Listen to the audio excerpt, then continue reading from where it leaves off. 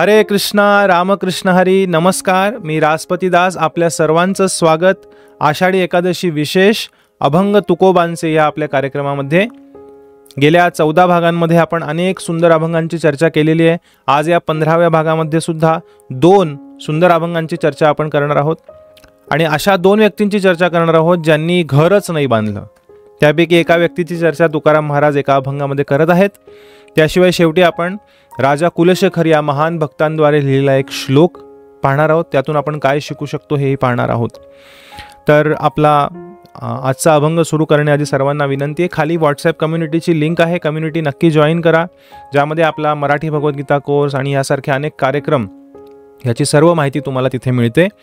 खाली आपल्या अभंग तुकोबांचे या संपूर्ण कार्यक्रमाची प्लेलिस्ट आहे. सर्व भाग त्यामध्ये तुम्हाला पाहायला मिळतील. ह्याच्या आधीचे भाग पाहिले नसतील तर नक्की पहा आणि व्हिडिओ आवडल्यास नक्की लाईक करा, व्हिडिओ इतरांना शेअर करा.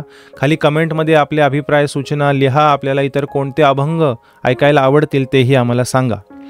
तर या 2 अभंगांची आपण चर्चा करत आहोत आज. त्यातल्या पहिल्या अभंगामध्ये तुकाराम महाराज लिहित आहेत, सुख नाही कोठे आलिया संसारी, वाया हावभरी होऊ नका. तुकाराम महाराज सांगतायत, खूप स्पष्टपणे परखडपणे सांगतायत की ह्या संसारात तुम्ही आला आहात, आता भौतिक शरीर धारण केलंय, भौतिक जगामध्ये आलेला आहात. सुख नाही कोठे, कुठेही सुख नाही आहे. ही आशा धरून बसू नका की या संसारात मला सुख मिळेल. वाया हावभरी होऊ नका, हव्यास करून आपलं आयुष्य वाया घालवू नका, वाया होऊ नका. मनुष्य जीवन मिळालेलं आहे ते वाया घालवू नका हव्यासापोटी की मला सुख मिळेल. असे अनेक गीतही आपण पाहतो किंवा अनेक वाक्प्रचार आहेत. सुख पाहता जवा पाडे, दुःख पर्वता एवढी. सुख हे जवा पाडे, दुःख पर्वता एवढं आहे. किंवा गाणंही आहे, एक धागा सुखाचा 100 धागे दुःखाचे, जरतारीचे वस्त्र माणसा तुझ्या आयुष्याचे. तर दुःखच आहे या संसारामध्ये, सुख नाही आहे. मग इथे आपण असं निगेटिव्ह बोलून लोकांना नकारात्मकवादी बनवतो का? नाही, हे सत्य आहे. जे संत मंडळी आपल्याला सांगत आहेत ते सत्य आहे. जर कोणी तुम्हाला हे सांगत असेल की या संसारात खूप सुख आहे, तुम्ही अशा पद्धतीने सुखी होऊ शकता, अशा पद्धतीने सुखी होऊ शकता, अशा पद्धतीने सुखी होऊ शकता, वेगवेगळ्या पद्धतीने या संसारात तुम्ही सुखी होऊ शकता, असं जर कोणी सांगत असेल तर ही गाठ मनाशी नक्की बांधा की ती व्यक्ती तुम्हाला फसवतीये. हे आपल्याला संत सांगत आहेत. कोणी सांगत असेल तर तुम्ही इथे सुखी होऊ शकता, तर ती फसवणूक आहे. का? कारण तुकाराम महाराज पुढे सांगतायत, दुःख बांधवडी आहे हा संसार. बांधवडी म्हणजे जेल किंवा कारागृह. दुःखाचं कारागृह आहे हा संसार. सुखाचा विचार नाही कोठे. इथे कुठेही सुख नाही आहे. आधिभौतिक, आध्यात्मिक, अधिदैविक 3 प्रकारचे क्लेश आहेत. जन्म, मृत्यू, जरा, व्याधी 4 प्रकारच्या समस्या आहेत. त्यानंतर काम, क्रोध, लोभ, मोह, मद, मत्सर ह्या गोष्टी आपल्याला त्रास देत आहेत. क्षुत, पिपास आदी जे वेग आहेत ते आपल्याला त्रास देत आहेत. भूक, तहान ह्या पद्धतीने. आणि सुख शोधण्यासाठी प्रत्येक व्यक्ती धडपड करतोय, पण त्याला कुठेही सुख मिळत नाही आहे. सुख हे मृगजळाप्रमाणे आहे या भौतिक जगतामध्ये. आणि म्हणून पुढे तुकाराम महाराज एका महान भगवद्भक्तांची चर्चा करत आहेत, ज्यांचं नाव आहे मार्कंडेय मुनी. त्यांचं नाव ते इथे लिहित नाही आहेत, पण त्यांच्याबद्दल चर्चा करत आहेत. ते म्हणतायत, 14 कल्पेवरी आयुष्य जयाला. 14 कल्प. एक कल्प म्हणजे ब्रह्मदेवांचा एक दिवस. आणि ब्रह्मदेवांचा एक दिवस इतका मोठा आहे की आपल्या आयुष्यापेक्षा लाखो करोडो पट ब्रह्मदेवांचा एक दिवस आहे फक्त. तर शास्त्रांमध्ये वर्णन आहे ब्रह्मदेवांच्या एका दिवसामध्ये 14 मन्वंतर एका दिवसामध्ये, आणि रात्रीची वेळ ही 14 मन्वंतरांनी एवढी असते. तर एका दिवसामध्ये म्हणजे 12 तासात ब्रह्मदेवांच्या 14 मन्वंतर आहेत. यातलं एक मन्वंतर, यामध्ये 71 दिव्य युग आहेत. आणि ह्यातलं एक दिव्य युग म्हणजे सत्ययुग, त्रेतायुग, द्वापरयुग आणि कलियुग. हे 4 युगांचा जे सायकल आहे ते म्हणजे एक दिव्य युग. त्यातलं कलियुग हे 4,32,000 वर्षांचं आहे. त्याच्या दुप्पट द्वापरयुग, कलियुगाच्या तिप्पट त्रेतायुग आणि कलियुगाच्या चौपट सत्ययुग. 4 युग मिळून 43,20,000 वर्षांचा कालावधी आहे. हे फक्त एक दिव्य युग झालं. 43,20,000 वर्ष एक दिव्य युग. अशी 71 दिव्य युग म्हणजे एक मन्वंतर. आणि अशी 14 मन्वंतर ब्रह्मदेवांच्या 12 तासांमध्ये आहेत. एवढा प्रचंड मोठा ब्रह्मदेवांचा फक्त 1 दिवस आहे. आणि असे 14 दिवसांहून जास्त ज्यांचं आयुष्य आहे मार्कंडेय मुनी. काही ठिकाणी शास्त्रांमध्ये 7 कल्प त्यांचं आयुष्य सांगितलेलं आहे, काही ठिकाणी 14 कल्प. पण दोन्हीही आपल्या आयुष्याच्या तुलनेत म्हणजे प्रचंड मोठं आहे. तर 14 कल्पेवरी आयुष्य जयाला, परी तो राहिला ताटीखाली. तरी त्यांनी स्वतःचं पक्क घर बांधलं नाही. ते झोपडीखाली राहिले, कारण ते म्हणाले आयुष्य फार कमी आहे. अशीच कथा आहे ते लोमस ऋषींची. जे लोमस ऋषी त्यांना वरदान मिळालं होतं, त्यांचं आयुष्य तर मार्कंडेय मुनींपेक्षाही भयानक मोठं आहे. तर लोमस ऋषींना वरदान मिळालं की एक ब्रह्मदेव मेल्यावर, एक ब्रह्मदेव मरून दुसरे ब्रह्मदेव आल्यानंतर त्यांच्या शरीरावरचा एक केस गळून पडेल. आता हा एक ब्रह्मदेवांचा 1 दिवस पाहिला आपण. असे 365 दिवस म्हणजे 1 वर्ष ब्रह्मदेवांचं, आणि अशी 100 वर्ष म्हणजे ब्रह्मदेवांचं आयुष्य. तर असे एक ब्रह्मदेवांचं पूर्ण आयुष्य गेल्यानंतर लोमस ऋषींच्या शरीरावरचा एक केस गळून पडणार. म्हणजे विचार करा किती प्रचंड मोठं लोमस ऋषींचं आयुष्य आहे. आणि असे लोमस ऋषी एकदा समुद्र किनाऱ्यावर भगवान नामाचा जप करत असताना नारद मुनी तिथे आले आणि त्यांनी लोमस ऋषींना विचारलं, अहो तुम्ही घर का नाही बांधत, किंवा एखादी झोपडी तरी बांधा तुम्हाला राहण्यासाठी. लोमस ऋषी काय म्हणाले नारद मुनींना, अहो आयुष्य किती छोटं आहे, झोपडी बांधायला कुठं वेळ आहे माझ्याकडे. आता बघा, असे लोमस ऋषी ज्यांचं आयुष्य एवढं प्रचंड आपल्या चिंतनाच्या पलीकडचं आहे, असं भयानक मोठं आयुष्य ज्यांचं आहे, हे लोमस ऋषी सुद्धा म्हणतात की आयुष्य किती थोडं आहे, का वेळ वाया घालवायचा घर बांधण्यामध्ये, झोपडी बांधण्यामध्ये, मला भगवत चिंतनासाठी वेळ कमी पडतोय. तर सांगायचा मुद्दा हा की तुकाराम महाराज इथे सांगतायत की हव्यासापोटी आयुष्य वाया घालवू नका, की मला सुख मिळेल, मला सुख मिळेल, मला सुख मिळेल. नाही, खरं सुख पाहिजे असेल, खरा आनंद पाहिजे असेल तर तुम्ही हरिभक्तीमध्ये लागा, भगवंतांशी संबंध जोडा. कारण सर्व दुःखाचं मूळ कारण हेच की आपण भगवंतांना दूर लोटलेलं आहे. म्हणून तुकाराम महाराज शेवटच्या ओळीत म्हणतायत, तुका म्हणे वेगी जाय सुटोनिया, वेगाने त्वरा करा, लवकर या भौतिक संसारातून सुटायचा प्रयत्न करा. कसे सुटाल? धरुनी हृदया माझी हरी. हृदयामध्ये भगवंतांना, भगवान हरी विठ्ठलाला, भगवान श्रीकृष्णांना घट्ट धरून त्यांच्या भक्ती मार्गावर मार्गक्रमण करून तुम्ही या भौतिक संसारातून सुटू शकता. हे तुकाराम महाराज इथे सांगत आहेत. पुढच्या अभंगामध्ये तुकाराम महाराज सांगतायत, सावधान ऐसे काय ते विचारा, आले हो संसारा सकळ. ही आता संसारामध्ये आलायत ना तुम्ही, भौतिक शरीर धारण केलंय, भौतिक जगामध्ये आलाय, जन्ममृत्यूच्या चक्रात सापडलेला आहात, महामायेच्या प्रभावाखाली तुम्ही आहात. तर आता सावधान, आता सावधानपणे काय करायचे ते विचारा. अशा परिस्थितीमध्ये सावधान राहून आपण काय केलं पाहिजे याची विचारपूस केली पाहिजे. आणि काय विचार केला पाहिजे? अंती समयाचा करणे विचार, वेचती सादर घटिका पळे. तुमची घटिका पळे, तुमचा वेळ हा भौतिक सारवासारवीमध्ये, भौतिक समस्या सोडवण्यामध्येच चाललेला आहे. पण आता अंती समयाचा करणे विचार, अंतिम समयाचा विचार करा. हे पहा, प्रत्येक मनुष्य हा भविष्याचा विचार करतो. म्हणूनच आपण बँक बॅलन्स वाढवतो, FD करतो, इकडे तिकडे इन्व्हेस्टमेंट करतो, म्हातारपणीची काळजी करतो की भविष्यामध्ये कुठे इन्व्हेस्टमेंट केल्याने जास्त रिटर्न मिळतील, कुठे मला पेन्शन मिळेल, कुठे कुठली स्कीम मिळेल, कुठे काय मिळेल. मुलांच्या भविष्याचा विचार करतो. मनुष्याचा स्वभाव आहे, आपण भविष्याची प्लॅनिंग करतो, भविष्याचा विचार करतो. पण तो भविष्याचा विचार आपण एका ठिकाणपर्यंत सीमित ठेवतो. त्याच्या पुढे काय? अंतिम समय जो आहे, जेव्हा मृत्यूशय्येवर प्रत्येक व्यक्ती पडलेला असेल, त्या क्षणाचा विचार व्यक्ती करत नाही. आणि त्याच्या पुढचा विचार तर अजिबातच करत नाही. जो भौतिकतावादी मनुष्य आहे तो, त्याला वाटतं हे एवढं दिसतंय तेवढंच आयुष्य आहे, ह्याच्या पलीकडे आयुष्यच नाही आहे. पण तुकाराम महाराज सांगतायत की नाही, सावधानपणे विचार करा. या संसारात आल्यानंतर अंतिम समयाचा विचार करणे खूप महत्त्वाचं आहे. कारण अंतिम समयी भगवंतांचं स्मरण होणं खूप महत्त्वाचं आहे. याच संदर्भात कुलशेखर महाराज एक श्लोक त्यांच्या एका सुंदर ग्रंथामध्ये, मुकुंदमाला स्तोत्र, मुकुंदमाला स्तोत्र या ग्रंथामध्ये अनेक सुंदर प्रार्थना भगवंतांसाठी अर्पण करतात.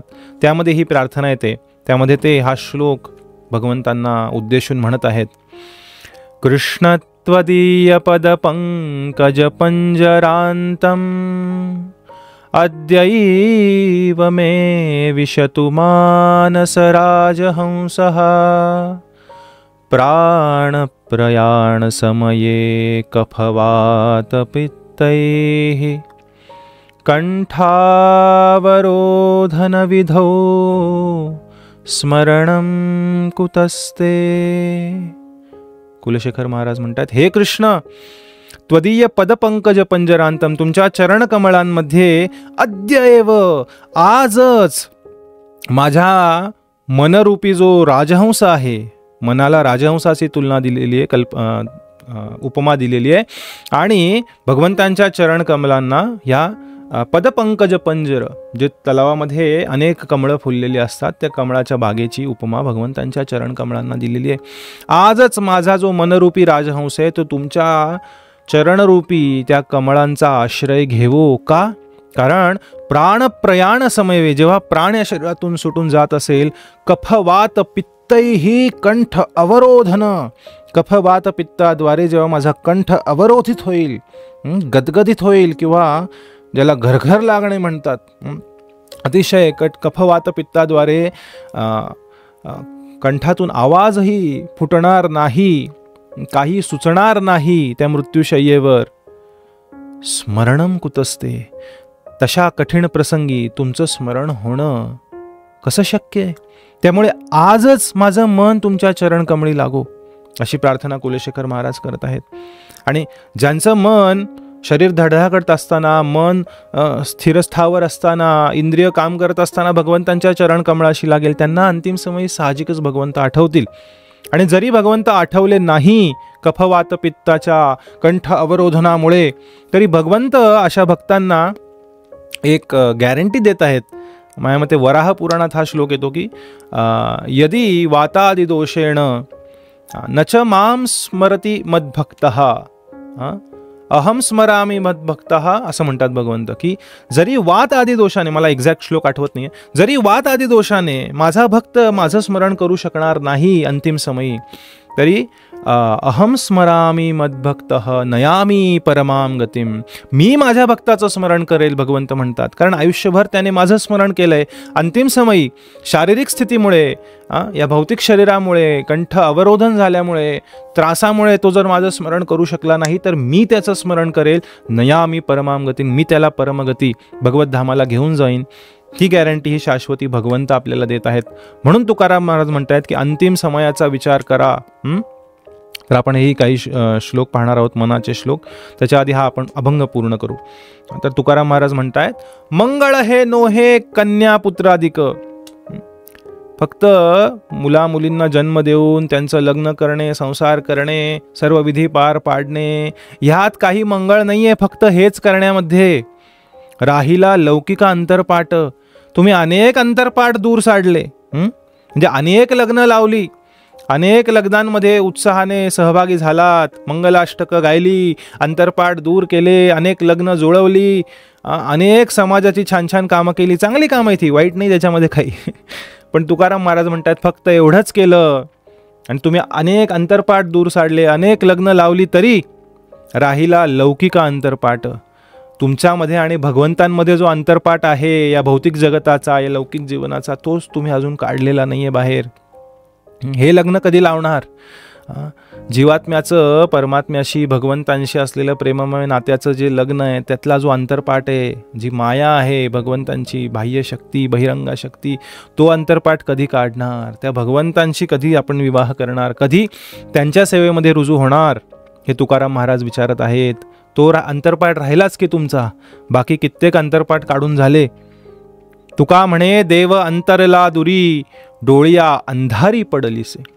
देवाला दूर केलं आणि तुम्ही ह्या अज्ञानात पडलेला आहात. पण आता सावधान व्हा, अंतिम समयाचा विचार करा. कुलशेखर महाराज सांगतात तसं आजच भगवंतांमध्ये आपली मती लावा. खूप मधुर आहेत भगवंत, खूप सुंदर आहेत. जसं ध्रुव महाराजांची आई, ध्रुव बाळाची आई त्यांना सांगते की लाखो लाखो मातांचं प्रेम तुला नारायण देऊ शकतील, मी फक्त एक माता आहे. तसे भगवंतांकडे अतोनात प्रेमाचा साठा आहे, फक्त आपण त्यांच्यापर्यंत जाण्याची गरज आहे. तर हे आपल्याला जागं करण्यासाठी समर्थ रामदास स्वामी महाराज सुद्धा त्यांच्या मनाच्या श्लोकांमध्ये काही सुंदर श्लोक सांगतात जे या अभंगांशी निगडीत आहेत. म्हणून आपण फक्त हे श्लोक पाहणार आहोत, फार चर्चा करणार नाहीत. हे 4 श्लोक आपण गाऊ आणि आज इथे थांबू. तर समर्थ रामदास स्वामी लिहितायत, मना सांगपा रावणा काय झाले, अकस्मात ते राज्य सर्वे बुडाले, म्हणोनी कुडी वासना सांडी वेगी, बळे लागला काळ हा पाठी लागी, जीवा कर्मयोगे जनी जन्म झाला, परिसेवटी काळमुखी निमाला, महाथोरते मृत्युपंथेची गेले, किती एकते जन्मले आणि मेले, मना पाहता